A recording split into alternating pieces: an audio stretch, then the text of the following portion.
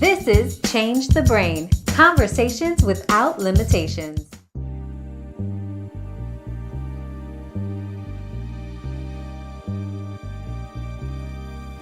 Welcome to Around the Mic with Sir Charles. You'll hear this broadcast either on the podcast, Around the Mic, or on my social media page, Change the Brain, Conversations Without Limitations. You know, it's not just about me, so you'll hear information from different speakers, trainers, coaches, and authors, all for you. So get your pad, your note paper, if possible, so that you can take copious notes on how you can also become better, the best version of you. Hey folks, Sir Charles Carey here, Peak Performance Strategist, and boy have I got a program for you today. You know, I'm always saying we got to radiate the brain and change the game for a reason, and that's because the right mindset is all you need. Nothing happens without a thought. And today my guest is none other than Hassans Kirby, a mental health specialist. I mean, this brother travels. Look, if you look over your shoulder, he may be right there. He's always on the go, and he's always making things happen. That's why I have a ton of respect for him. And due to the fact this is a Mental Health Awareness Month, we want to talk to him to get some insights about not only what he's doing, but why this is so important that we all have an awareness about mental health. Hassans, man, welcome to the show, man. Hey, yo, how y'all doing there? How y'all doing? That's right, I forgot that. Hey, yo. All right. Listen, it's really a pleasure to be here on the show today. Matter of fact, I want to pull over because I don't want no distractions. I want to give you my undivided attention. I appreciate you, sir. Absolutely, absolutely. And I'm going to take this off. I'm going to push this up, and I'm going to get a little closer to the screen. Okay. See, there you go. Oh, perfect. See, you know what? You are the epitome of a person in my mind and in my eyes that will make something happen no matter how big your budget is, no matter where you are. And I've heard you say it, then I started seeing you do it. And as we are on the broadcast today, you're still doing it, man. How do you make it happen? Listen, man, about an hour or two of sleep a day. But I really push through this because I come from a family who suffers from mental illness. Okay. Me personally, let the truth be told, undiagnosed, I have my own mental issues. So do I, yeah. And see, and a lot of people don't want to be honest about it because any type of traumatic experiences or things that you may come in contact with your life growing up and as an adult, it could have a serious impact on you. It's how you handle it. So since I'm aware of my mental issues, I learned how to take that same energy and stop complaining and doing negative things and turn it around and do something positive. Now you see, that's right there. That's so instrumental in my eyes because some people make excuses for their malbehavior, but you are, again, an example of one. Dr. Phil says it all the time. You can't change nothing you don't acknowledge. So you're willing to and openly acknowledging the fact that sometimes things don't always pan out right in your life, in your mindset. And I've acknowledged the same with my own self because of some of the places I've been. But not only have you acknowledged it, but you're actively doing something about it. That's huge. Yes, I have to, like, so, and I'm letting your viewers know now, if I look a little sleepy during the podcast, or you see my eyes get heavy, charge it to the lack of rest. And people always ask me, so how you going to help someone if you can't help yourself? But I am helping myself by helping someone. That gives me the greatest satisfaction ever. I was on both sides. I know what it is to have and not to have. So right now I'm at a balanced place in my life where I want people to come into their own. I'm not trying to tell you to do what I do, but I want to just put it out there so maybe you can take something that I say and be like, you know what, let me try it. Don't knock it till you try it.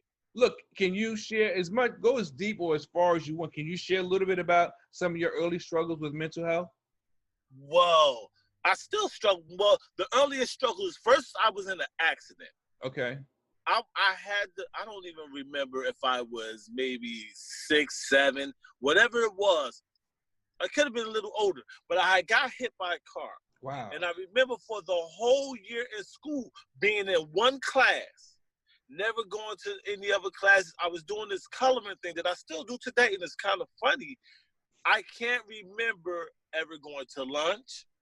I can't remember ever interacting with other kids for this whole time. So as I start growing up, I knew it was a part missing. I knew it was something just not connecting. And Okay. even no matter how I tried to fit in, I'm not a big sports fan. I am not a big sports fan. So, but I learned that if I'm talking about sports or something that other guys talk about, I'm in. Okay.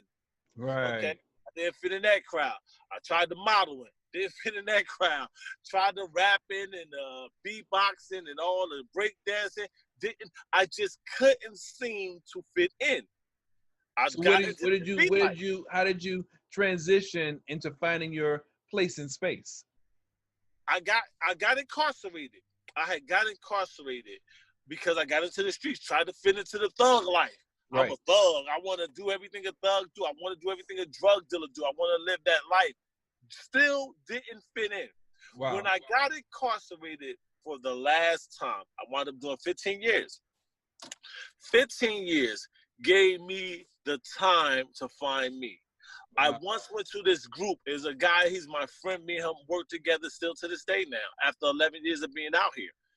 And he had ran a group, and one day he put on the board to write your epitaph. What the hell is an epitaph? Is that something foreign? That's something French? Like, break Right. that down. And when he told me what the epitaph was about, this is your born date, this is when you die, and this is the dash in the middle. Mm. You still have time to complete the dash in the middle before you die or expire. Sure. So he said, write how you want to be remembered. Me, I was just wanting to get into the group because I wanted to stay out the cell. That's why I was going to the group. I didn't want to be in the cell. Okay. So I went and wrote it. Came back. I didn't care. And it didn't really mean anything to me. So he read it. I was like, nah, that ain't how I want to be remembered. I want to be remembered as a good father. I want to be remembered as a person who changed my life. So from that day forth, after he read back the garbage that I put out because of the mask that I still had to have on inside Right. the prison. People got to learn how to be their authentic selves. And I know it's hard because the peer pressure doesn't matter where you are. Like you said, you were in prison. It could be in school. It could be in your workplace. It could be in the place of your place of worship. People try to stand up to or live up to the expectations of others. And all the while, they're not being their authentic selves. They're not being true to who they are. Yes. And I think personally that many of us miss our blessings because we're walking down the wrong path and we're leading a false life. And we're even lying to ourselves. What? I was the best. I'm all right. My favorite word when people be like, yo, you okay? What's going on with you? Like, in this COVID time, even in this COVID period, I've lost a lot of people. Wow. That I have personally had connections with. And one of the people, and back to the, and I'm going to bring it right back to the prison. Watch this. It was a reverend guy there also. Wow. And this reverend, he passed. But I remember going to him with some of the craziest questions about the Bible, trying to pick it apart. And he never, ever treated me any other way. Okay. He the first person to ever say in one of his sermons, can anything good come out of Rawway, which was East Jersey State Prison. Oh, yeah. I remember that. That's a very popular, well-known prison, no doubt. Yes. And he had did a sermon there, and it like woke me up. And then I had another friend who I met before I went to prison, never knew how, you know how people give you cards and tell you they producers, they're this, they're that. Right. You heard it 1,000 times, so you don't really believe it until you study or check them out. And I met this guy named Reverend Milton Bigham before I got locked up. Okay. When I got locked up, I asked someone at the church, I was like, do y'all know this church on Clinton Avenue? And his name is this. The guy got me the address. I wrote him a letter. He responded. We've been friends. I did 15. We've been friends for now over 26 years. So tell me from your perspective, because you're out, boots on the ground, you're seeing what's going on with people. Yes. I know I made a transition too, and a lot of times I tell people about my past, and they look at me like, "You? Yeah, I was a drug addict. Yes, over 20 some odd years, crack was my best friend, et cetera, et cetera." These things are true. You know, Yeah. I probably need a crack diet right now. I think no, Woo! but keeping it real, you are out there right now. How has COVID-19, the world hysteria, affected people from a mental health perspective, from what you're seeing? What I'm seeing is a lot of people never had the opportunity to address their anxieties. And now being quarantined and forced to stay in, Is it worse? it has gotten worse for a lot of people. Domestic violence has rose because now you have people in abusive settings right now where before they can escape going to work, staying at work, working overtime while they're at work, their spouse or whoever is at work, so they was not meeting too much. Now they're forced to both be in that place and have to deal with this. And in a lot of cases, it's not as good as it should be. Right, because you know they say something about and I've heard this a long time, about being evenly or equally yoked, and I Yeah. believe even people in the same religion are sometimes unequally yoked, and What? people don't understand that, but it's true. You know, we settle, we pass the time, we look the other way, we say, oh, it's okay, or she'll change, he'll change, and in Yeah. reality, once again, you're still not living your authentic life. You know, That. that's why as a man, I know I'm an emotional man, but I'm a communicator. I'm a communicator. If something's wrong, let's discuss it. If something's wrong, let's try to fix it. And it may not get fixed the first time, second Uh-huh. time, maybe not even 10 times. But if Mhm. you care enough to make the effort, you may be a lot more successful than you were the previous 10 times. Yes. So it's really serious out here, and it hurts. It hurts when you know the need of the people and you can't do as much as you want. Like I was sharing with, like I shared with you, like my birthday is Wednesday, and Okay. instead of me receiving gifts and everything, how people normally send me things, I've said I was getting people to make donations this year, any amount they wanted, and I was going to bless 21 families who's currently in the shelter. Okay. These How are you doing that? Is it actual handing you cash? Is it an app? How are they doing Yeah, that? people are able to Zelle me, Cash App, PayPal, any of those electric transform ways they want to do it, they can do it. People who are local who say, okay, well, Mr. Kirby, can you meet me here? I'll meet them there because I stay with my mask and gloves on. So that's what's been going on so far. Can you And I put your Cash App out so people can hear that right now in real time? So those who um hear this or in the replay, they can make those contributions. well, the Cash App is Hassans Kirby, which is my name. Hassans Hassans Kirby Kirby. If you have Zelle, if you have PayPal or Cash App, all of my name is the same for everything. And with that, what I want to do is bless these families. I know I've done group with some of these young ladies, so I know some of their struggles as far as the domestic violence. You have some who were formerly addicted to drugs, some who are misplaced due to a fire situation, Wow. and now with the COVID, they're just stuck. Yeah. They haven't been allowed to go anywhere. Would you say, and I will be making a contribution just as a Like, FYI, would you say that, because I know this is something I teach people or I share with people when I coach, or yeah, I guess you could say minister as well. When you're going through and times seem to be really tough, focus on or try to focus on helping somebody else, because it takes your mind off of maybe the plight that you feel, and actually you'll feel a yeah, lot better saying, wow, all I had was $5 and I gave this guy $1 to get on the bus, or I gave somebody a popsicle or whatever it is, yeah, you know. yeah. That's a Well, Booker T. Washington said it the best. Two quotes of his that I always go back on is shared suffering brings people together faster than anything else. And then wow. if you want to lift yourself up, lift someone else up. Because Exactly. if I have my hand on your shoulder while you're going through the door, when you get through the door, I'm through the door. Right. Right. It's no greater thing than to give to others. I'm telling you, when you giving, you're not thinking about yourself no more. Exactly. So even if later on you have to go back and confront whatever it was that was bothering you, it just don't seem that bad. Right now, like I told you, I'm running around giving away things, right?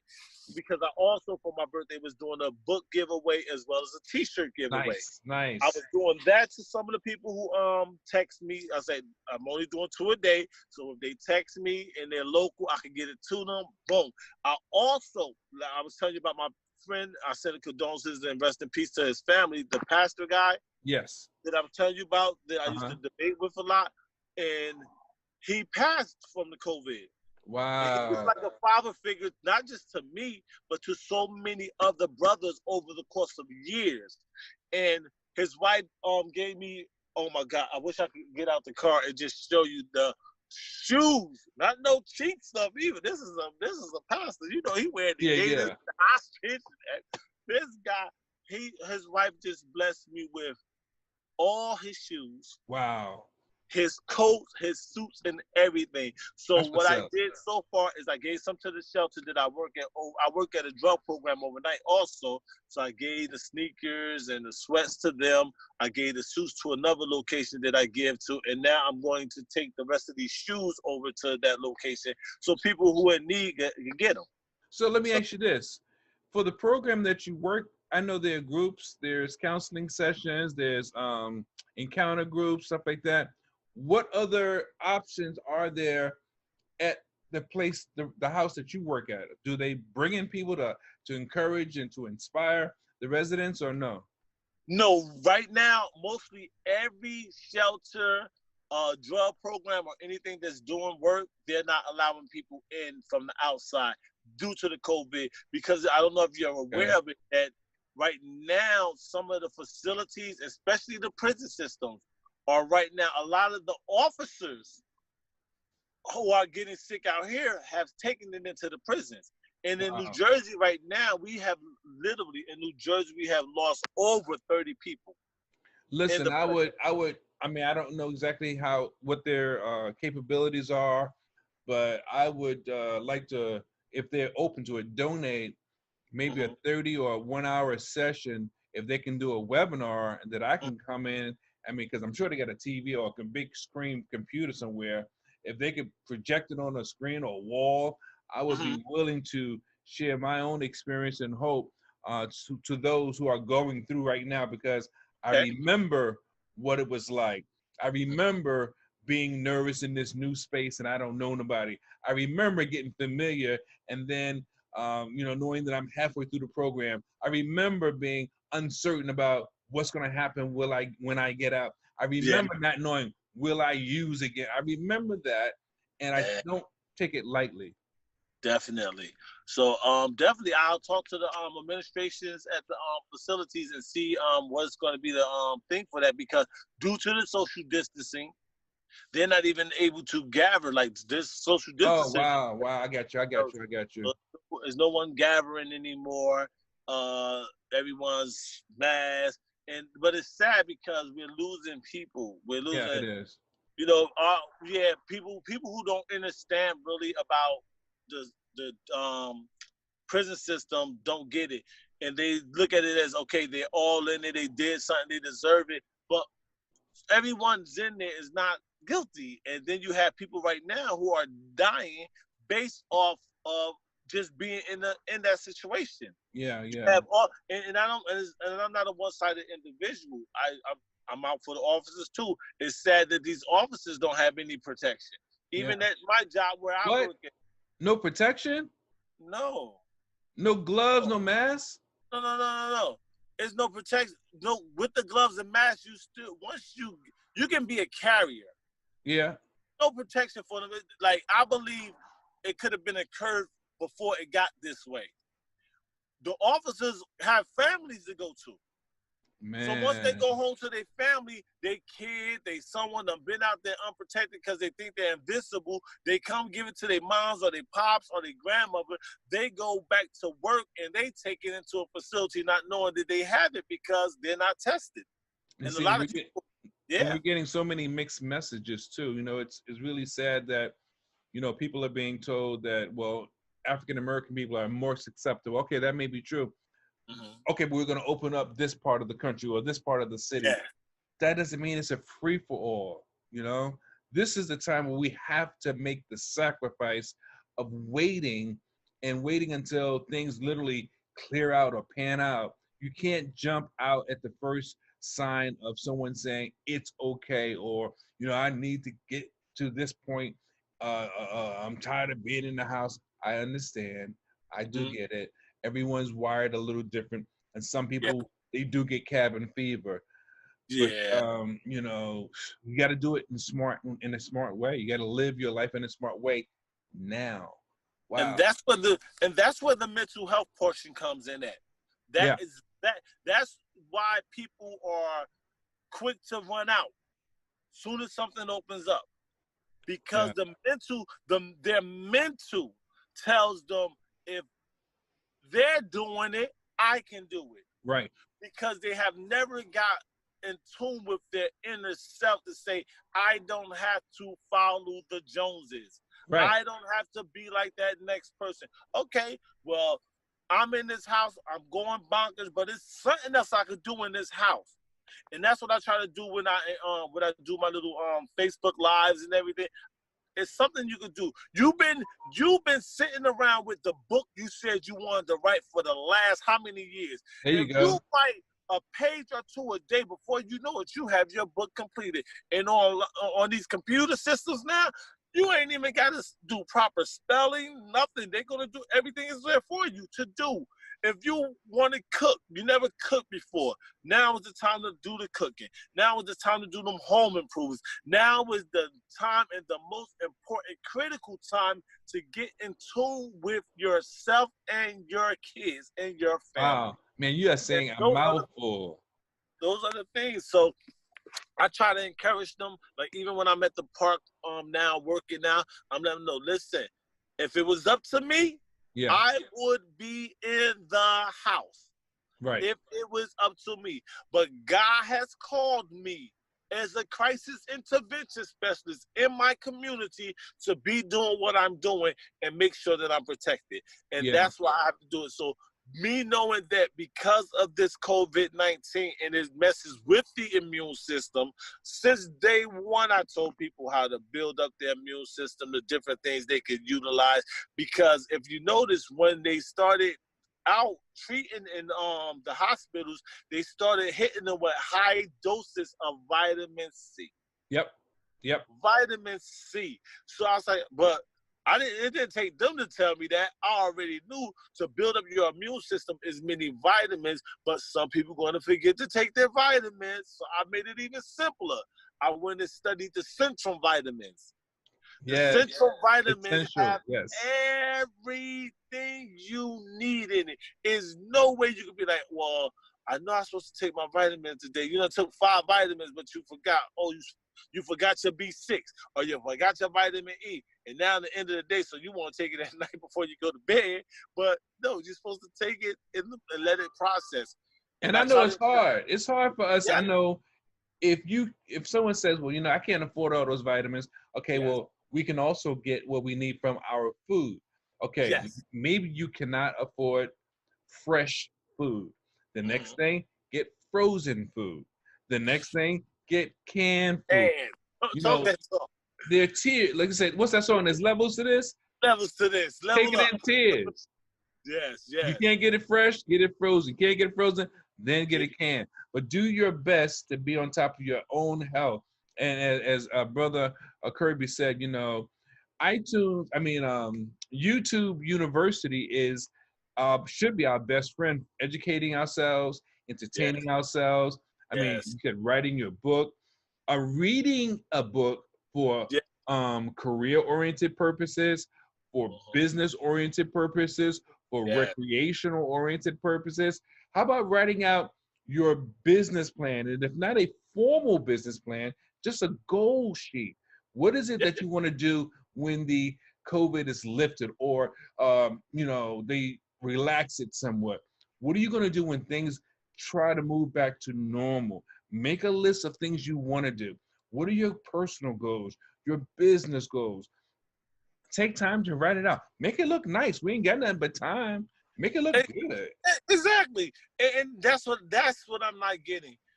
When the first day of COVID came out, I watched it look like a ghost town because I'm over in East Orange, North Irvington, so I traveled through those areas. It looked like a ghost town, like something out of a Twilight Zone movie, for real. Yeah. Like, where's everybody else? Is this the rapture for real? Like, everybody just gone? And then now as it opened back up, I'm seeing the McDonald's, I'm seeing the Wendy's, I'm seeing these lines wrapped around the corner when in that first week to 2 weeks, people buying up the stuff out of the stores. Cook. Now they open up, and you want to take the same. See, this is what our mental is. Mental trauma is so deep. Yeah, we raised on mental trauma. We're raised on how to get over. We're raised on how to hurt other people. Yep. These are things that we inherited, and some of us don't know how to break out of it. Like I teach all the people, if I say something to you a certain type of way, you'll be like, why you disrespecting me? I can't disrespect you when I don't even know you. But we were taught if a person raised their voice at you, that's being disrespectful. If a person talked a certain way to you, it's being disrespectful, but it's not, because you have families who are being raised speaking with four-letter words to each other like is a normacy. Hi is like. And you're absolutely right, because raising your voice or certain phrasing is about the intent. If the intent is for malice, that's different. But some people, I know people that speak with such indignation or such, in such a downtrodden manner, and their answer for being that way is, that's just how I am. No, that's how you became and allowed yourself to remain so that you could protect yourself and defend yourself. And when people don't like it, you think there's a problem with them. I thought listen to me. When I was younger, I got a beating for everything. And then I had you know how you got that octopus in your blood where every time your fingers touch something and wind up in another portion of your pockets or your coats and stuff like that. I think I had part octopus in me because I used to be a serious thief. You put it down, it was gone before you blink your eye. Yeah, I was a pre-klepto right there, and I learned something from that. This is what I learned looking back. Because I got a beating for everything, I thought that the way to handle everything was fighting or arguing. So you ain't saying, excuse me. No, I got to fight you now. You bump me. Oh, ain't no excuse me. I got to punish you. Right. All I know is punishment for doing things wrong. And all that is dysfunction. It's dysfunctional, and it's a serious mental health trauma if you don't check it. I had to seriously learn, like, yo, you telling people, nah, that's just how I am. That's just how I am. No, that's not who you are. That's not just how you are. That's what you become and what you allow to control and dictate the narrative of your life. And we don't want to look in the mirror and truly confront who we really are. We're scared. We're scared of being hurt. And on the other end of the spectrum too, someone says something to you, so now you shut down, you clam up.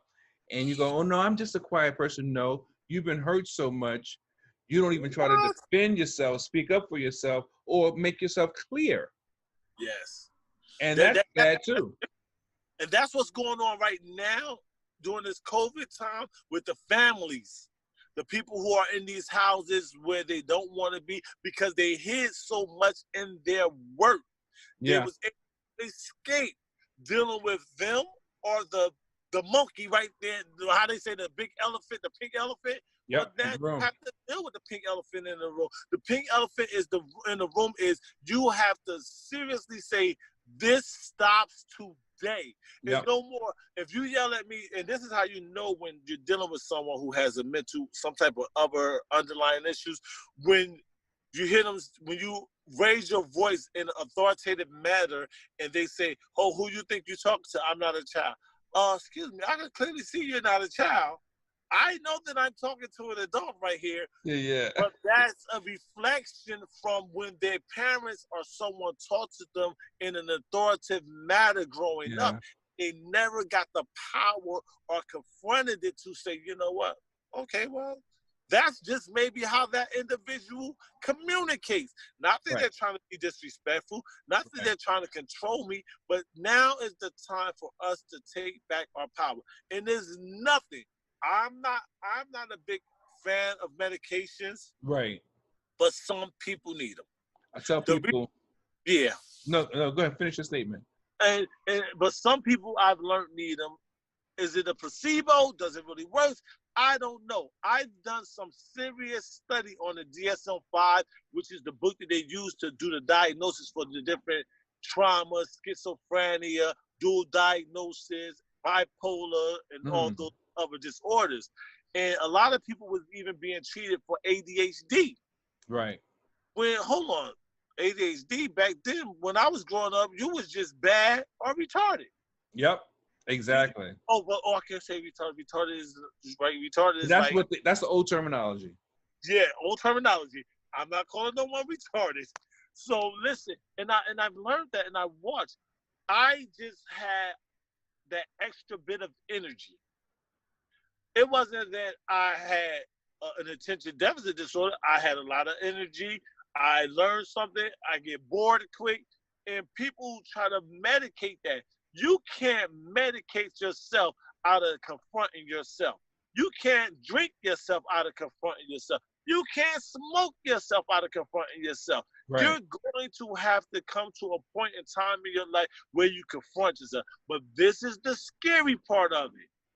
Many people don't want to confront themselves because they figure if I confront and deal with it, I lose a part of who I created me to be. Right. And that's usually a defense mechanism, because I tell people a lot of times that one thing you have to understand about yourself, you need to know who you are. And in fact, I wrote a book, What's So Hard About Being You, right? Ooh. And the whole point of the book is this, for sure, things in life that prevent us from getting ahead. But there's also, for sure, things that we do to ourselves that prevent us from getting ahead.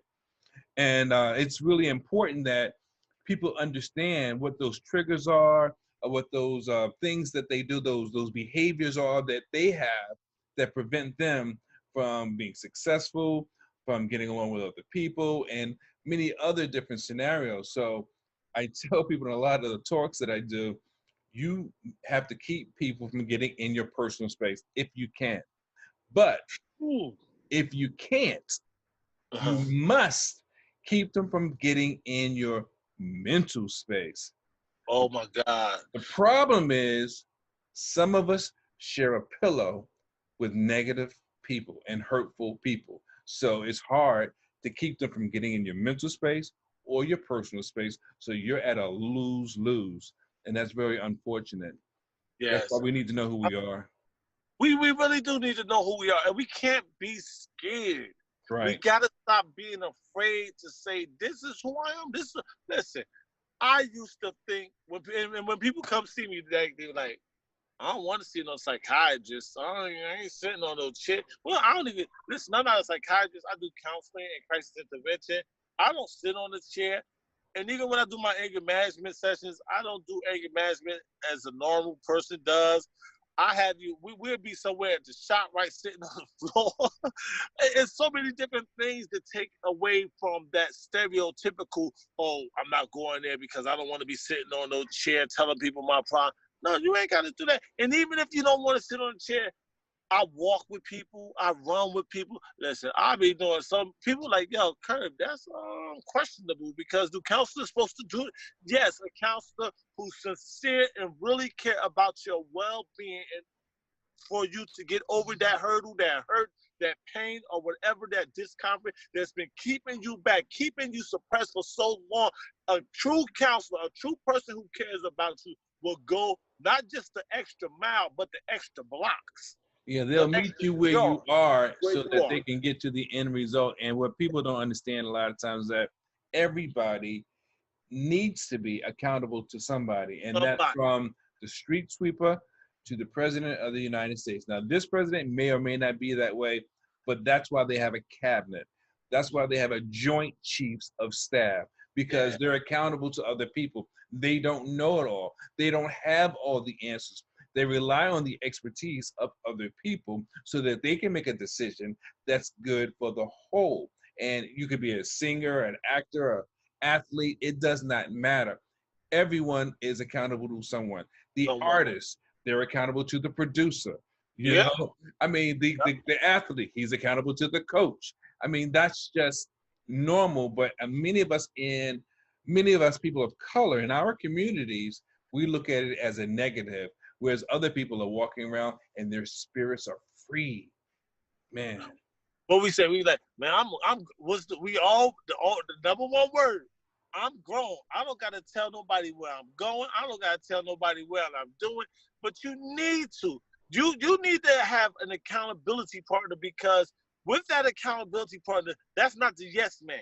Right. That's not the yes person who's gonna be like, oh, you think I should do that? Yeah. What do you think about this? Okay.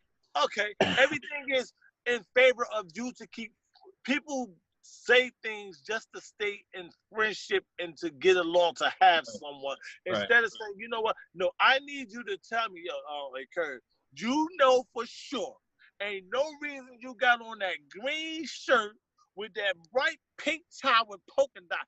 Bruh, that's not in season. Right.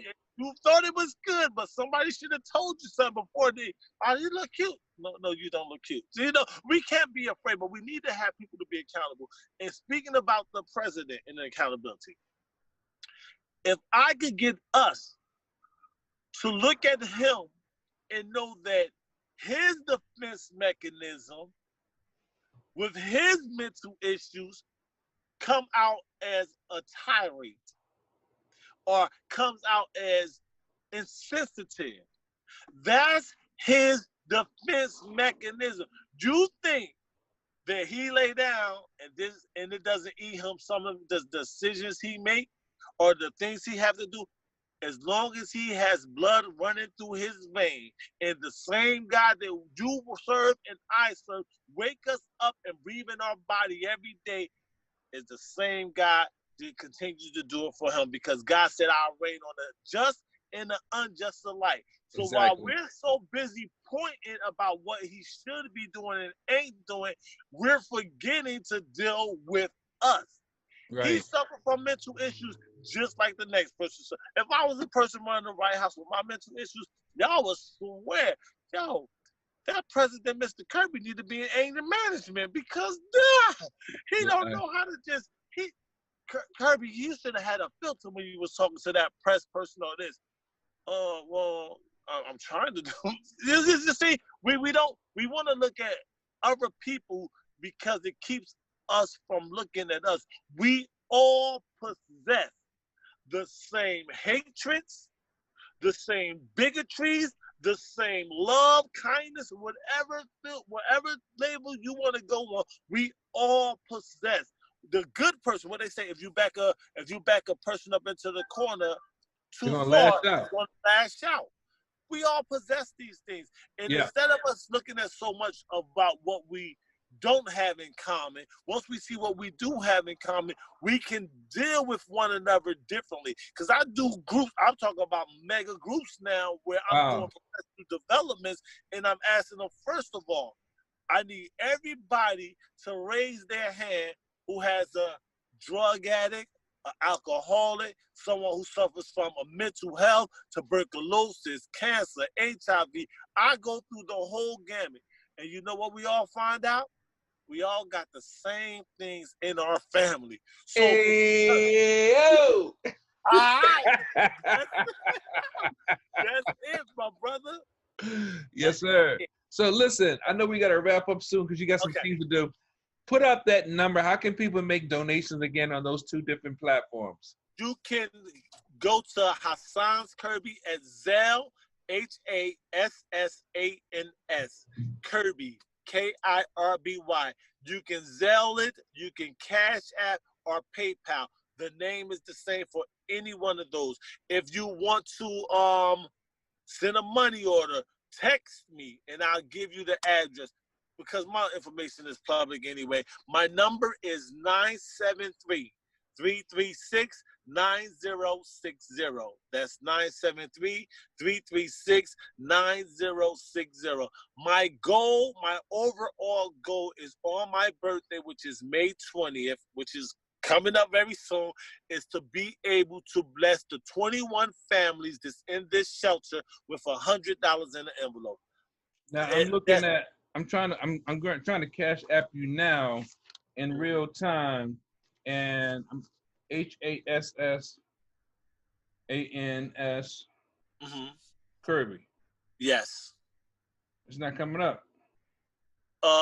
Cash App. Yeah, Cash App.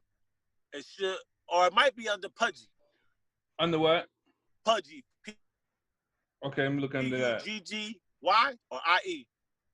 But I think when you put my number in, it comes up easier. Oh, $ Pudgy Hassan? Yeah. So, okay. So that's it. So it's $ Pudgy Hassan at Cash App. And that is my Cash App. And Pudgy is my nickname because I used to have fat cheeks when I was little. So yeah. That's all my good. Nickname. So yes. Listen, man, for those of you that are watching this in real time, and for those that watch the replay, please post your questions, your comments. Hassan will get back to you. I will get back to you. And we thank you for spending your time with us because your time is the most precious commodity that you have, and you can never, ever get it back. And you know, I always say, you got to radiate the brain to change the game. Now you Thanks for watching, you folks. should know. All right. Thank you. Everybody